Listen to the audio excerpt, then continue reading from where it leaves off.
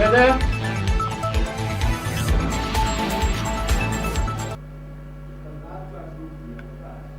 Sound कम करने के लिए, आवाज कम करने के लिए। नमस्कार, आप देख रहे हैं ट्रांसपोर्ट इमेज। मैं श्रीकांत आपके साथ। आइए चलते हैं आज की अहम खबरों पर।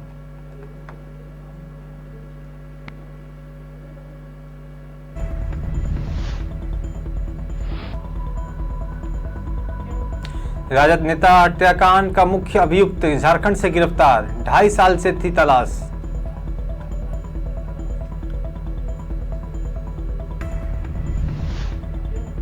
गुजरात चुनाव में परिवारवाद को ना बीजेपी का सख्त संदेश, किसी सांसद एमएलए के फैमिली मेंबर को टिकट नहीं मिलेगी।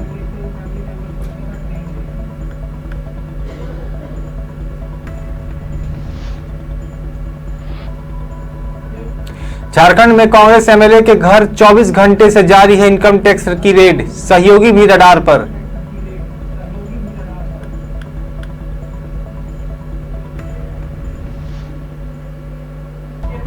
पीएम मोदी पंजाब के राधा स्वामी सत्संग के प्रमुख से मिले। आज हिमाचल के सुंदरनगर में हो रही है रैली।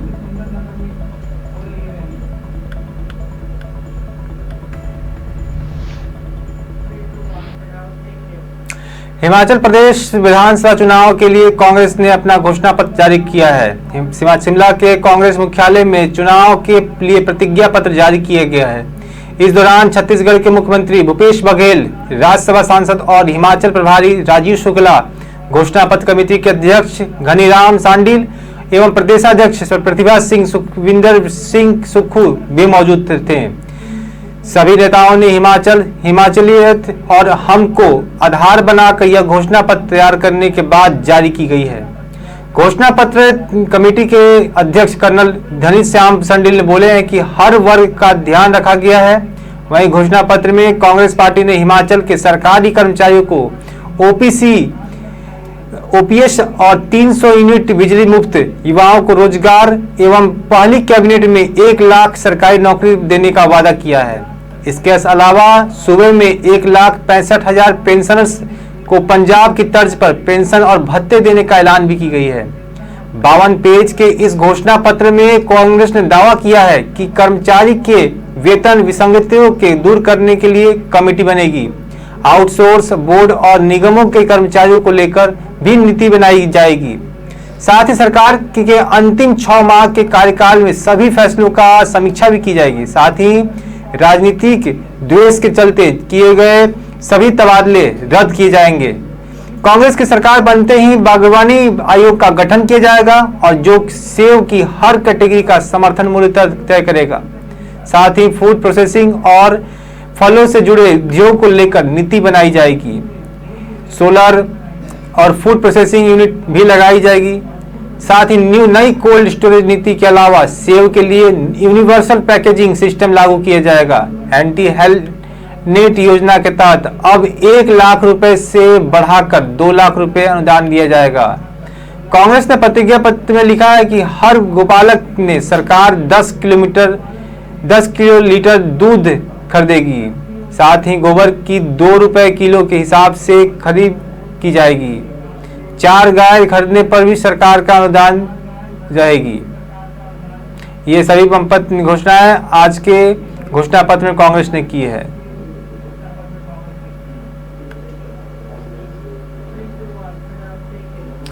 गिरिडीह पुलिस ने जिले में हुए राजद नेता कैलाश यादव हत्याकांड में सफलता हासिल की है। पुलिस ने इस केस में मुख्य अभियुक्त मुकेश राय को बेगाबाद से गिरफ्तार कर लिया है। बेगाबाद थाना क्षेत्र के मोतीलेदा निवासी और राजद नेता कैलाश यादव की हत्या राजेश राय और मुकेश राय ने अन्य अपराधियों के साथ मिलकर करीब 2.5 साल पहले की थी। इस घटना को लेकर बेगादत थाना में प्राथमिकी दर्ज कराई गई है, जिसमें 6 लोगों को नामजद अभियुक्त बनाया गया था। वहीं इस कांड के मुख्य अभियुक्त राजेश राय सहित 3 अभियुक्तों को गिरफ्तार कर पुलिस पहले ही जेल में भेज चुकी है। लेकिन मुख्य अभियुक्त मुकेश राय तब से फरार चल रहा था। उसकी गिरफ्तारी को लेकर बेगाबाद पुलिस ने धनबाद, देवघर सहित कई ठिकानों पर छापेमारी की, लेकिन सफलता हाथ नहीं लगी।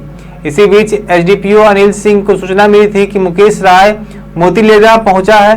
इसके बाद एसडीपीओ ने आनंद फानंद में बेगाबाद थाना प्रभारी के नेतृत्व में टीम गठित करके मुकेश राय को गिरफ्तार करने का निर्देश दिया है।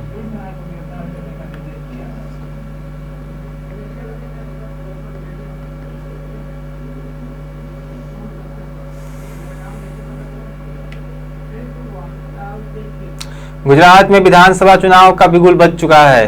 गुजरात के भारतीय जनता पार्टी 27 साल से सत्ता में काबिज है और इसे बरकरार रखने के लिए काफी सतर्क होकर कदम रख भी रही है। यही वजह है कि गुजरात में भाजपा अपने ऊपर परिवारवाद का आरोप नहीं लगने देना चाहती। भाजपा सांसदों विधायकों की ओर से अपने परिजनों के लिए टिकट की लगातार हो रही मांग को देखते हुए भाजपा अलाकमान ने स्पष्ट कर दिया है कि गुजरात चुनाव में किसी भी सांसद या विधायक के परिवार के सदस्यों को टिकट नहीं दिया जाएगा। वहीं सूत्रों की माने तो गुजरात चुनाव में भाजपा यह दिखाने की कोशिश कर रही है कि वह परिवारवाद के खिलाफ है। यही वजह है कि भाजपा अलाकमान ने टिकट मांगने पर अपने सभी नेताओं को बता दिया है कि गुजरात विधानसभा चुनाव में किसी भी सांसद या विधायक के परिवार के सदस्यों को टिकट नहीं दिया जाएगा। बताया गया है कि गुजरात में 30 नेताओं ने अपने परिवार के किसी न किसी सदस्य के लिए टिकट की मांग की है।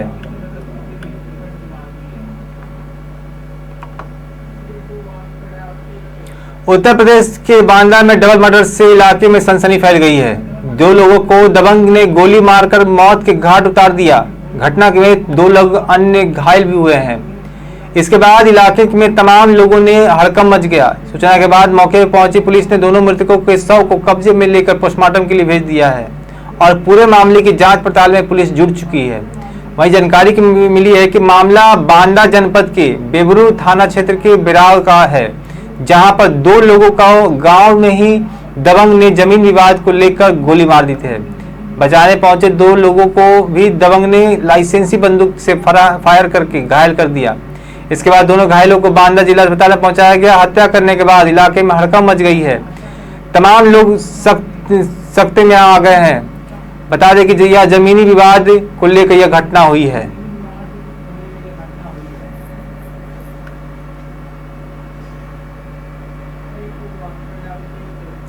इलाहाबाद सेंट्रल यूनिवर्सिटी में 4 गुना फीस बढ़ोतरी के विरोध में छात्रों का आंदोलन लगातार जारी है। छात्रों के आंदोलन को 2 महीने पूरे हो चुके हैं।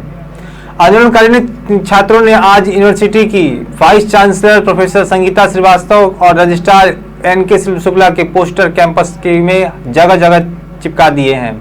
इन पोस्टर में वीसी और रजिस्ट्रार की फुटेज के साथ क्यूआर कोड स्कैन करने के सिंबल भी तस्वीरों में लगाई गई है।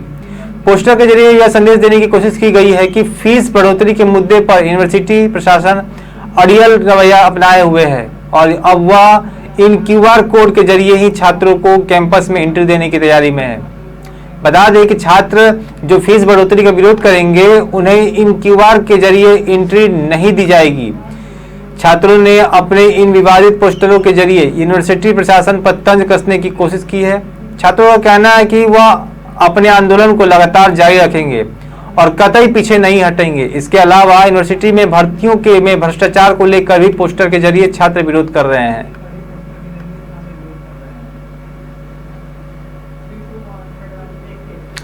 पिछले 24 घंटे में आयकर विभाग की टीम झारखंड के गोड्डा में दबिश दे रही है। कल सुबह 6 बजे से इनकम टैक्स की टीम गोड्डा के कई ठिकानों पर छापेमारी कर रही है। सूत्र बताते हैं कि करीब 8 जगहों पर गोड्डा में इनकम टैक्स की टीम छापेमारी कर रही है, जिनमें से कुछ जगहों की छापेमारी कल ही खत्म हुई तो कुछ जगहों पर आज भी छापेमारी चल रही है। इन छापेमारी का केंद्र बिंदु पोड़ैया हाट में से कांग्रेस विधायक प्रदीप यादव का आवास है। वहीं विधायक के करीबी जिनके घर इनकम टैक्स की टीम छापेमारी कर रही है, उसमें से एक नाम उनके करीबी व्यवसायी श्याम सुंदर यादव का आता है और दूसरा उनके निजी सहायक देवेंद्र पंडित का। श्याम सुंदर यादव होटल स्काई ब्लू के मालिक भी हैं। उनके करीबन 3 ठिकानों पर इनकम टैक्स की टीम कल से ही छापेमारी कर रही है। शुक्रवार की देर रात छापेमारी के बाद शनिवार की सुबह आज इनकम टैक्स की टीम फिर से उक्त स्थानों पर पहुंची गई है। साथ ही होटल स्काई ब्लू, श्याम सुंदर यादव की पैतृक और शहरी आवास, देवेंद्र पंडित का आवास और पोड़ैया हाट विधायक के शहरी आवास पर भी सुबह से ही टीम छापेमारी कर रही है। आज सुबह जब इनकम टैक्स के एक कर्मचारी छापेमारी के दौरान पोड़ैयाहाट विधायक के घर इसके बाहर से निकले तो पूछने पर उन्होंने बताया कि अब तक बहुत यहां से नहीं मिले हैं, जो भी अपने अखबारों में पढ़ लिया है, आगे अगर और कुछ मिलता है तो पता चल जाएगा। इधर सूत्र बताते हैं कि श्याम सुंदर यादव के घर से करीब तकरीबन 50 लाख रुपए मिले हैं। हालांकि इसकी पुष्टि अब तक नहीं हो पाई है।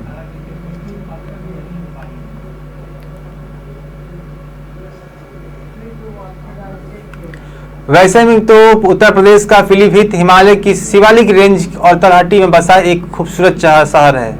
हजारों हेक्टेयर में शैलेश जंगल और नदियों नहरों से घिरे होने के चलते आमतौर पर तो इस शहर की हवा साफ स्वच्छ रहती है, लेकिन इन दिनों बढ़ते प्रदूषण से पीलीभीत की अछूता नहीं रह गया है।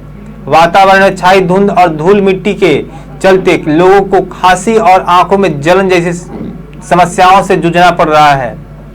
बता दें कि 0 से 50 के बीच AQI को अच्छा, 50 से 100 के बीच को संतोषजनक, 101 से 200 को मध्यम और 200 से 201 और 300 को खराब, वही 300 से 400 को बहुत खराब, 401 से 500 के बीच को AQI को गंभीर माना जाता है। जबकि इसके ऊपर खतरनाक स्थिति होती है जिसमें सांस लेना भी मुश्किल हो जाता है। ऐसी स्थिति वहां की बनी हुई है।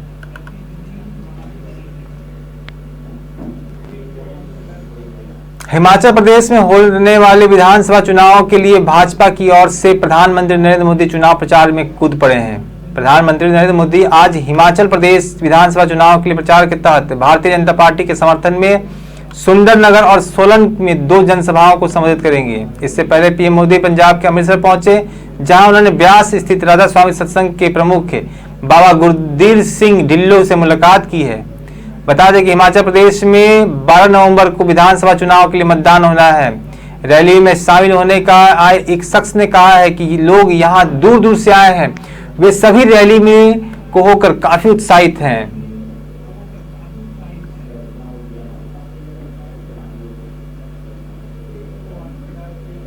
Multi speciality hospital chain Medanta को चलाने वाली कंपनी ग्लोबल हेल्थ का IPO दूसरे दिन भी रफ्तार नहीं पकड़ पाया।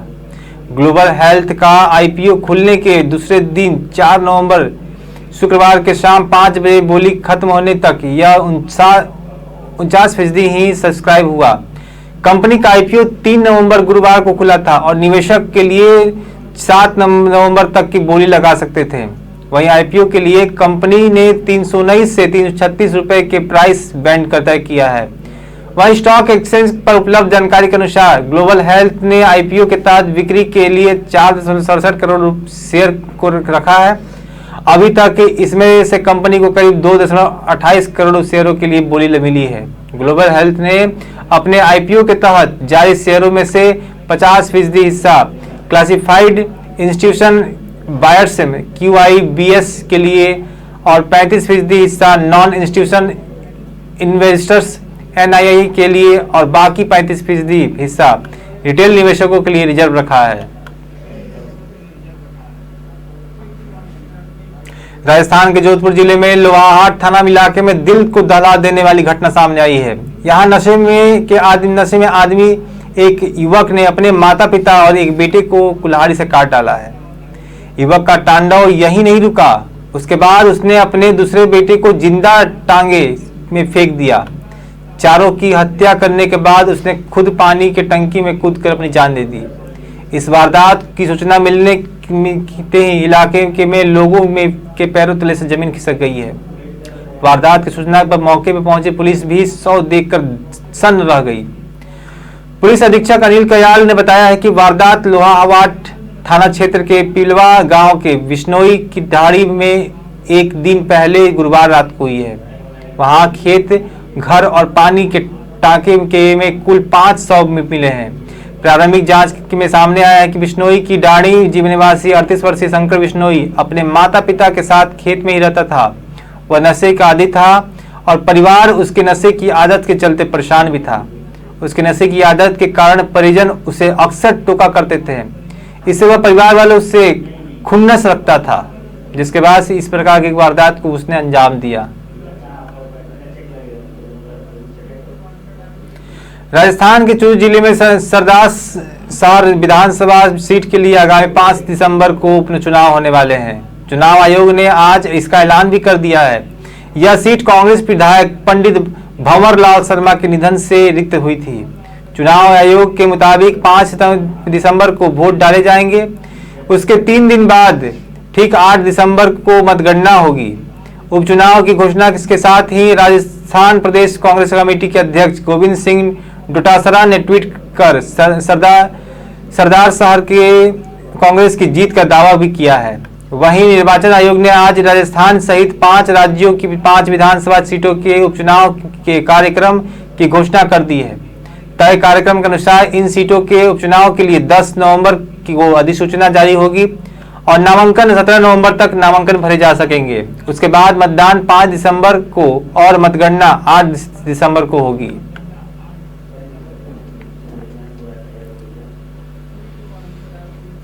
मनी लॉन्ड्रिंग मामले में जेल में बंद महाठग सुकेश चंद्रशेखर ने एक और लेटर बम फोड़ा है।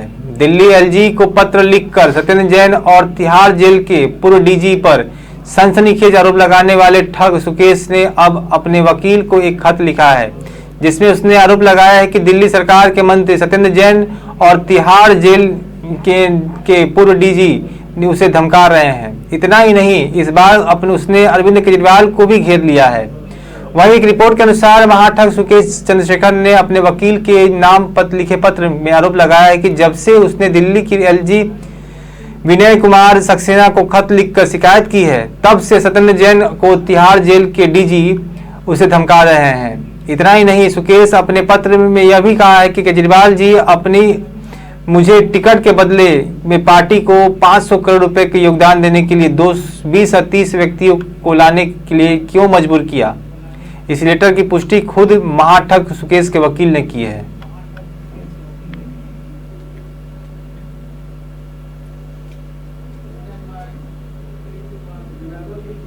चुनावी रणनीतिकार प्रशांत किशोर उर्फ पीके मुख्यमंत्री नीतीश कुमार पर लगातार हमलावर हैं। इसी क्रम में एक बार फिर उन्होंने मुख्यमंत्री पर जुबानी हमला किया है। जन स्वराज यात्रा के सिलसिले में पश्चिमी चंपारण के योगापट्टी प्रखंड पहुंचे पीके ने सीएम नीतीश पर अलोकतांत्रिक होने का आरोप लगाया है। उन्होंने कहा है कि नीतीश कुमार नवलपुर बेतिया रोड इसलिए नहीं बनने दे रहे थे कि कभी यहाँ की एक सभा में उन पर किसी ने जूता उछाल दिया था। बता दें, प्रशांत किशोर ने शुक्रवार को कहा कि नवलपुर बेतिया रोड की हालत ऐसी है कि कोई 5 किलोमीटर तक चलने में उसे दमा हो जाए। सुबह से चल के आ रहे थे, खांसी नहीं रुक रही है, घुटने तक धुल गए हैं। 15 बरस से यही हाल है। क्यों है? लोगों ने बताया कि योगापट्टी में नीतीश कुमार आए थे, तभी किसी ने मंच पर जूता उछाल दिया। इसी गुस्से में वो रोड ही नहीं बनने दे रहे हैं। पीके ने आगे कहा कि यह हाल तो राजतंत्र से भी बुरा है। किसी ने जूता चला दिया, किसी ने क्या किया, क्यों किया, मगर 32 किलोमीटर की रोड नहीं बन रही है। 1.5 लाख लोग परेशान हैं और 15 साल से रोड नहीं बना, सिर्फ इसलिए क्योंकि किसी ने नीतीश कुमार की सभा में जूता चला दिया था। लोग मर रहे हैं। आप लोग तो हाल ही में देख रहे हैं कि स्थिति तभी सुधरेगी जब हम लोग जागेंगे। अपनी नहीं तो अपने बच्चों की चिंता करिए, एक बेहतर विकल्प बनाइए। ये बयान था पीके का।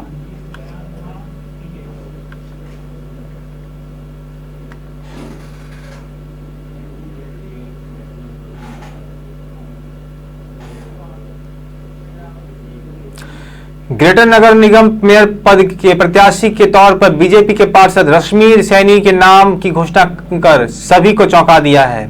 माना जा रहा है कि रश्मि सैनी का नाम आखिर वक्त में तय किया गया। नाम की घोषणा होने से पहले बीजेपी विधायकों में से मंथन किया जा रहा था। एक और जहां चारों दावेदारों को नामांकन प्रक्रिया पूरी होने तक कमरे में बंद रखा गया, उधर कार्यवाहक मेयर शील धबाई की बेटी ने भी रोष जताया है।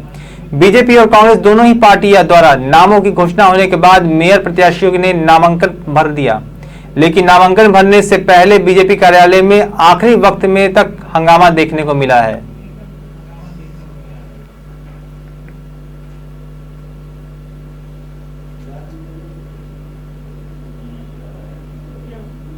महाराष्ट्र के नासिक रोड रेलवे स्टेशन पर बड़ा हादसा टल गया है, जहां प्लेटफार्म पर खड़ी ट्रेन संख्या 180-30 शालीमार एलटीटी एक्सप्रेस के इंजन से सटे डिब्बे में आग लग गई। गनीमत रही कि इस घटना में कोई जनहानि नहीं हुई है। आग पर काबू पा लिया गया। वहीं प्रारंभिक जानकारी के अनुसार आज जैसे ही Shalimar express Nashik road railway station पर पहुंची तो ट्रेन के पार्सल डिब्बे में आग भड़क गई और प्लेटफार्म पर धुआं हो गया। आग की सूचना मिलते ही फायर ब्रिगेड की कई गाड़ियां मौके पर पहुंची। वहीं आग कैसे लगी और यह अभी तक स्पष्ट नहीं हो पाया है, लेकिन आग पर नियंत्रण पा लिया गया। ट्रेन संख्या 180-30 शालीमार से एलटीटी मुंबई जा रही थी। ट्रेन जैसे ही सुबह 8:45 पर नासिक रोड रेलवे स्टेशन पर रुकी तो अचानक पार्सल वैन में आग लग गई। रेल प्रशासन को इसकी भनक लगते ही आग बुझाने का प्रयास शुरू कर दिए गए। इसके साथ रेल प्रशासन ने कहा है कि आग पर काबू पा लिया गया। किसी यात्री व्यक्ति को कोई चोट नहीं आई है।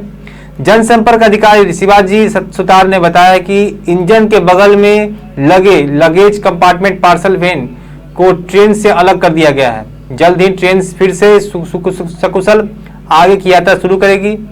वहीं आग लगने के कारण अभी तक स्पष्ट नहीं हो पाया है।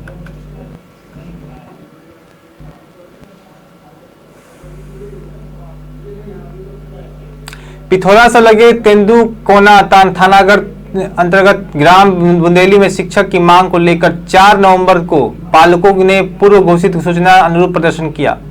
मिडिल स्कूल की कक्षाएं छूटने के बाद हाई स्कूल में दोपहर 12 बजे से कक्षाएं प्रारंभ हुई। इसी दौरान बड़ी संख्या में पालक और स्कूली बच्चे स्कूल के बाहर बैठ गए और गेट पर तालाबंदी की। इससे बिफरे बीओ वहां पहुंचे और लगभग 2:30 बजे आश्वासन देकर स्कूल का तालाबंदी आंदोलन समाप्त कराया। बाद में अपनी कारगुजारी छिपाने के लिए बीओ ने तेंदुकोना थाना जाकर प्रदर्शन कर रहे 7 सपालकों के विरुद्ध नामजद शिकायत दर्ज करवाई और शासकीय कार्य में बाधा सहित विभिन्न धाराओं के तहत मामला भी दर्ज कराया है। इधर इसे लेकर ग्रामीणों में बड़ा रोष है। लोग इसे राजनीतिक साजिश और शिक्षा अधिकारी के कारगुजारी बता रहे हैं। वहीं ग्रामीणों ने बताया कि बलिदानी Kamleshwar Sonwani higher secondary school Bundeli के शिक्षक में कमी है।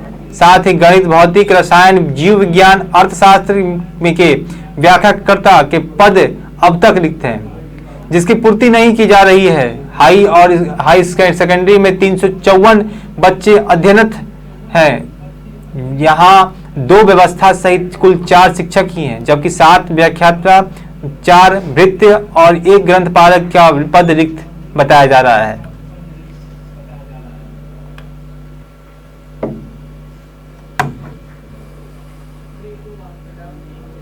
आप देख रहे हैं देश दुनिया की खबरें। हमारे साथ आगे की खबरों को देखने के लिए हमारे साथ बने रहें। नमस्कार।